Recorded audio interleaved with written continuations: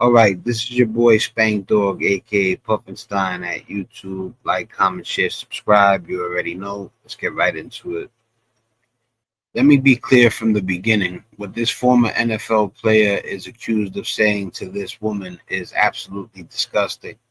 According to the comments shown in this report, he allegedly used the hard ER racial slur against her because she stood up for Karen Reed, a white woman who had been accused of killing her boyfriend and whose defense argued that law enforcement figures framed her. Think about how twisted that is. This woman was not attacking anybody because of their race. She was speaking up for someone she believed may have been wrongfully accused.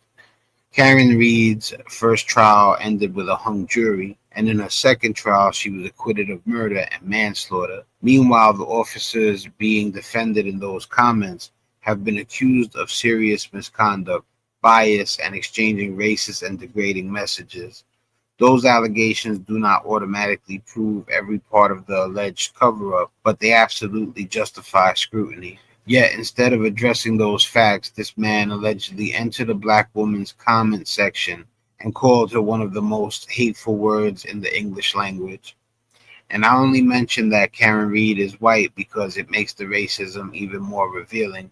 If he was allegedly willing to use that word because a black woman defended a white woman, imagine the reaction if she had been defending a black victim of police misconduct. That is not disagreement. That is not debate. That is racism, and we're going to talk about it. So I posted a video about racist text messages between two officers leaking, and a former Philadelphia Eagles and Cleveland Browns player decided to comment this on my video. Being a police officer dealing with the worst type of on the planet would be an awful job, and yes, having them gone off the street forever is a blessing to every race, even blacks. You should be thanking these two officers regardless of how you want to twist the story. He's not wrong when he calls them.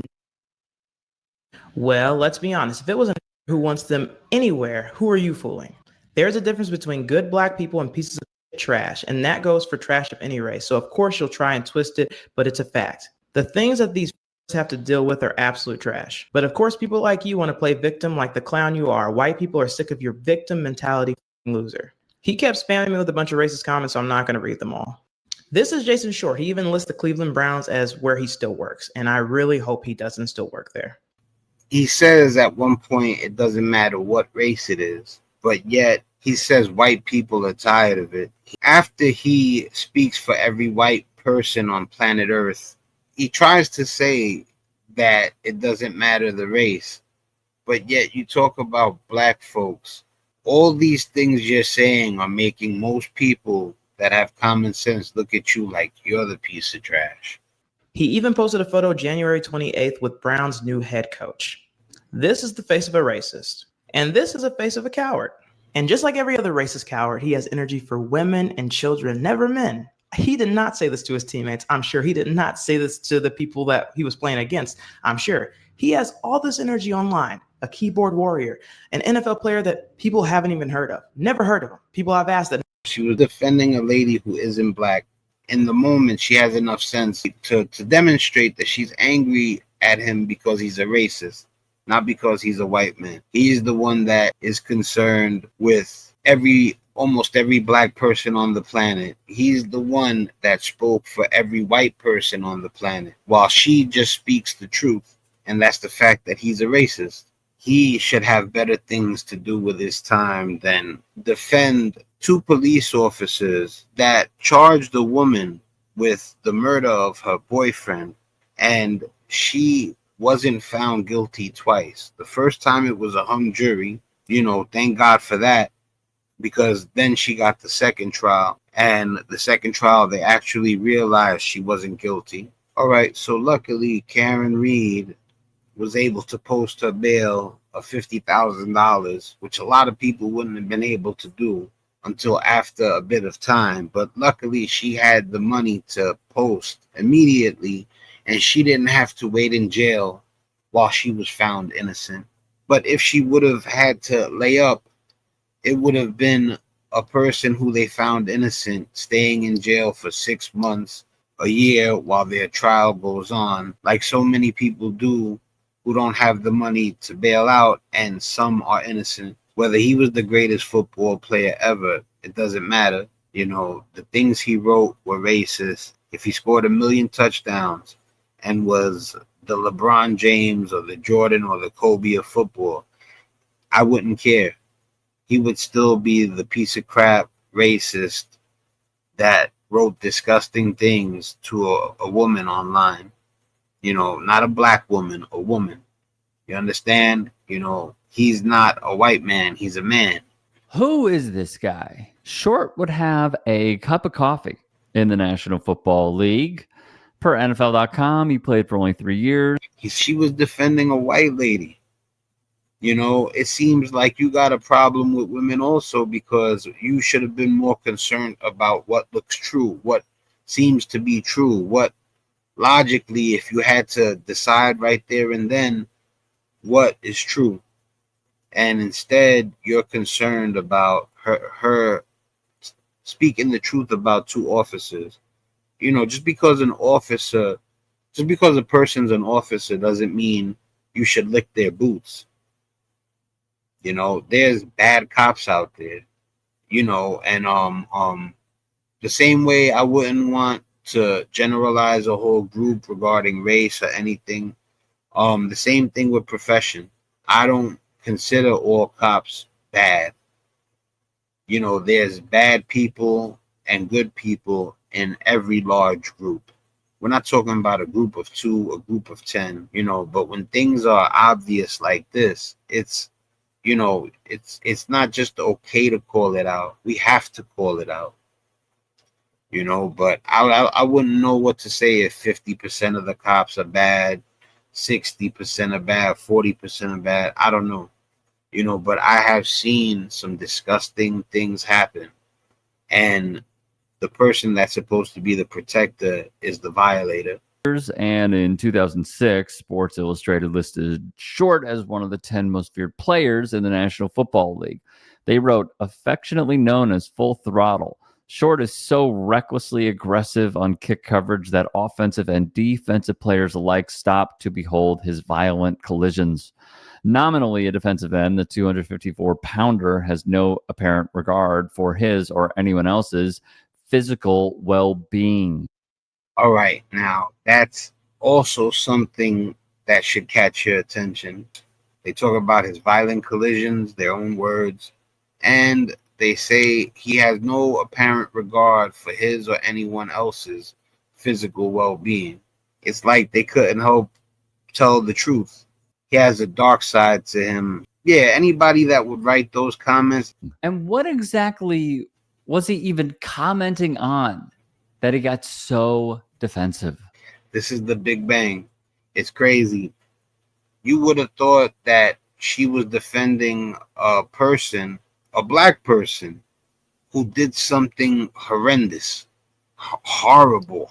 And it turns out that she was defending a woman that was found innocent, and it seemed like she was falsely accused. The jury found that she was falsely accused by these cops. From what I read, they didn't get it wrong. Karen Reed is innocent, and she was falsely accused by police. There's a chance that they believe it was somebody in that party. I just read something that does speak to whether they believe cops framed Karen Reed. It says, 2 Massachusetts state trooper who testified in the trial of Karen Reed, the 44-year-old accused of backing the SUV into her boyfriend, are tied to Karen Reed's case, and a lot of people wonder whether those 2 state troopers might be suspects. Nearly 1 year after Karen Reed walked out of court a free woman, she's waging her own legal battle this morning against the police departments she says framed her for the murder of her boyfriend, police officer John O'Keefe. You know what you did. You know what you've done. The 46-year-old filing a scathing new civil suit against Massachusetts State Police and the town of Canton, laying out a litany of racist messages her attorneys say were exchanged between the lead investigator on Reed's case, Michael Proctor, and former Canton Police Sergeant Sean Good. Take your time. I saw was involved, so I wouldn't rush if you're working. Let them die. Most of the messages unrelated to Reed, but according to the complaint, Their crude nature expose a culture of bias and corruption. You are a filthy pig that you just do dirty things to. Reed's history with Proctor and others in law enforcement stretching back years. She's a whack job. Her attorneys have long maintained, but have yet to prove, that O'Keefe was killed at a house party after a night of heavy drinking with fellow officers back in 2022, who then tried to cover it up by falsely accusing Reed of hitting O'Keefe with her SUV, leaving him to die in the snow. This case should be over right now. Done. Because there was no collision. A jury ultimately acquitted Reed last summer of second-degree murder after her first trial ended with a hung jury. Thank God she got found innocent. You could tell the way this is going that it's beyond suspect. I do believe she's innocent. They decided to try to pin it on her. They crashed the car and said that she ran her boyfriend over with the car. And now the truth is coming to light. And I believe that there's more to come. Proctor, meanwhile, was fired for his misconduct. That would be the Karen Reed case. What a coincidence. His name is Proctor, just like the idiot in Police Academy. Yeah. So now Reed files this lawsuit against the Massachusetts State Police and this guy, Jesse Weber, is the man. So now Reed files this lawsuit against the Massachusetts State Police and the Canton Police Department through the town of Canton for employing Proctor and also employing Sean Good from Canton PD, who was also a part of her case. He actually resigned, by the way, from the force this week. Now, as we'll get into, the argument is, and you're going to shocker, see this presented in the complaint, these guys should never have been hired, retained, nor allowed to investigate her case. And essentially, they make the argument that there was a plot, a conspiracy to target her. Let's hear that again from Jesse Weber. These guys should never have been hired, retained, nor allowed to investigate her case. And essentially, they make the argument that there was a plot, a conspiracy to target her, that she was framed. I'm going to tell you right now, the alleged messages that were sent by these guys, this is what makes this something else. This is what makes this complaint one of the most disgusting things I have read in quite some time. It shows that they were unfit to be part of this. Unfit to be part of this. He used the word disgusting, just like me. I've used that word in other videos. Like I said, that's the word I resort to because I'm that upset. That they shouldn't have been hired, they shouldn't have been retained, and that they showed a bias, and that infected the investigation. Yo, big shout out to Rick Strom, man. That's a fact. You know what I'm saying? Big shout out to the Young Turks. But I tend to rock with Rick Strom and Dr. Rashad Ritchie a lot. But the whole squad, man. You have this time and this energy to defend two racist, mediocre white men cops. And you say like that to a black woman. And the NFL is still paying you?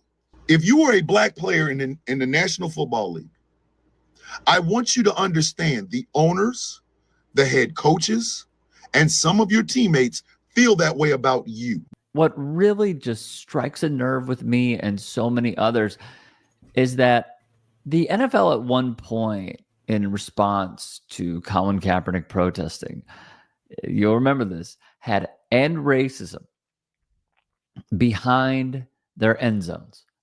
End racism. And yet here we are, many years later, where not only do they employ racists, but also members of the billionaire class in ownership are racist. All right, man. So you already know what it is, man. It's despicable. It's just sad that there's people out there that still think like that.